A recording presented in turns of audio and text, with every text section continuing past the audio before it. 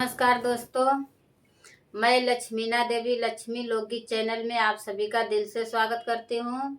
मैं आप सबके बीच में लाना चाहती हूँ देवी पचरा गीत। ये हमारी देवी पचरा गीत पसंद आए तो लाइक सपोर्ट शेयर आप लोग जरूर करिएगा।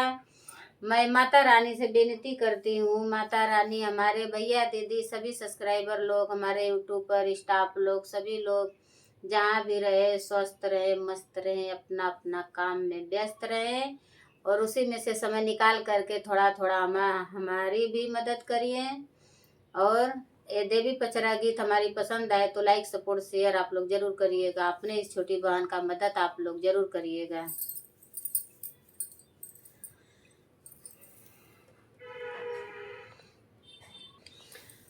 दुर्गा मैया देवी मैया लाज के रखैया हो। दुर्गा मैया देवी मैया लाज के रखैया हो। माता दिहलु पिता दिहलु दिहलु बहिनिया हो। माता दिहलु पिता दिहलु दिहलु बहिनिया हो।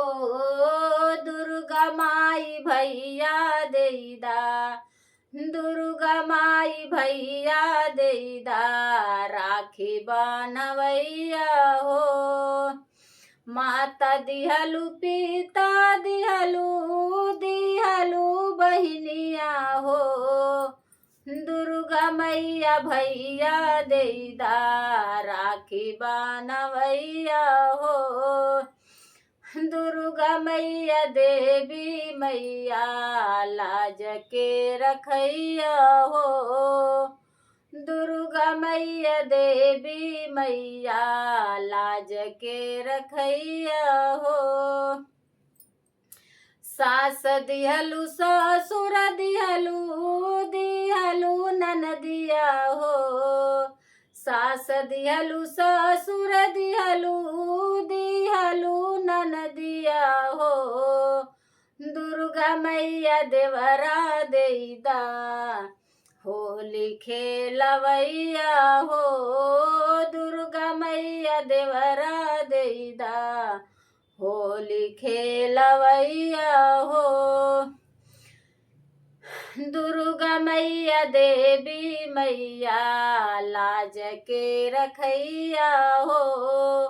दुर्गा मैया देवी मैया लाज के रखैया हो। धान दिहलु दौलत दिहलु दिहलु महलिया हो। धान दिहलु दौलत दिहलु दिहलु महलिया हो।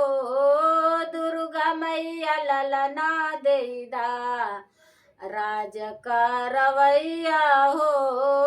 दुर्गा मैया ललना देदा, राज राजवैया हो।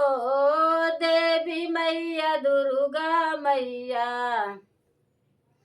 लाज के रखैया हो। देवी मैया दुर्गा मैया लाज के रखैया हो।